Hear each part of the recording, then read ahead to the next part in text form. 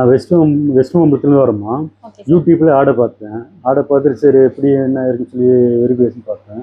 அதுக்கு முன்னாடி நான் கூடுவஞ்சேரிலாம் போய் பார்த்துது. அங்கெல்லாம் ஸ்கொயர் ஃபுட்டு 3800 4000 4500 கிட்ட ரேட்டு போயிட்டே இருந்தது.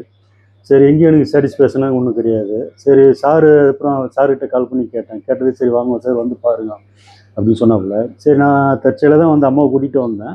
வந்து பார்க்கும்போது எனக்கு சாட்டிஸ்ஃபேக்ஷனாக இருந்தது. சரி கார்னர் ஃப்ளாட்டாக வேணும் நான் உங்கள்கிட்ட சார்கிட்ட சொன்னேன். சாரும் சரி கார்னர் ஃப்ளாட் இந்த ஃப்ளாட் இருக்குது 27 ஃப்ளாட் இருக்குது காட்டினாப்புல.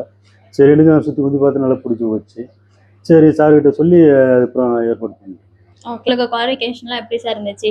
எங்க சைட்ல இருந்து உங்களுக்கு நீங்க கேட்ட டவுட்ஸ் எல்லாமே எங்க சைட்ல இருந்து உங்களுக்கு கரெக்டா கோஆர்டினேட் பண்ணாங்களா? எல்லாமே கோஆர்டினேட் நல்லா பண்ணாங்கம்மா. ஒன்றும் பிரச்சனை கிடையாது. சொன்னபடி கரெக்டாக எல்லாம் முடிச்சு கொடுத்தாங்க. நான் ஆரம்பத்தில் கூட பயந்தேன். ஆனால் பணத்தை அமௌண்ட்டு கொடுத்துட்டு என்ன பண்ணுறது ஒன்றும் புரியல. நமக்கு திறமை இருக்குமே நமக்கு சப்போர்ட் யாரும் கிடையாது அப்படின்னு சொல்லி நான் கொஞ்சம் ஃபீல் பண்ணேன். சரி சார் ஃபீலுக்கு ஏற்றப்பில் ஒன்றும் கவலைப்படாது ஆனால் ஊக்குவிச்சுட்டு அமௌண்ட் கொடுத்து கரெக்டாக சொன்ன மாதிரி கரெக்டாக ரீசர்ச் பண்ணி டாக்குமெண்ட்டெல்லாம் கரெக்டாக கொடுத்துட்டாங்க. ஓகேங்க சார். ஓகே. நீங்க இப்ப மத்த சைட் எல்லாமே லேண்ட் பாத்திருப்பீங்க இல்லையா? மத்த ஏரியாஸ் எல்லாம் பாத்திருப்பீங்க. நம்மளோட சைட் வைஸ் நீங்க வந்ததுக்கு ரேட் வைஸ் சார் உங்களுக்கு எப்படி சாட்டிஸ்ஃபேக்ஷன் இருந்துச்சு? உங்க பட்ஜெட்டுக்குள்ள இருந்துச்சுங்களா?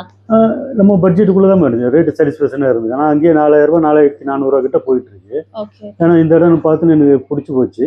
சரின்னு சொல்லிட்டு அங்கேயே வாங்கிருக்கேன்.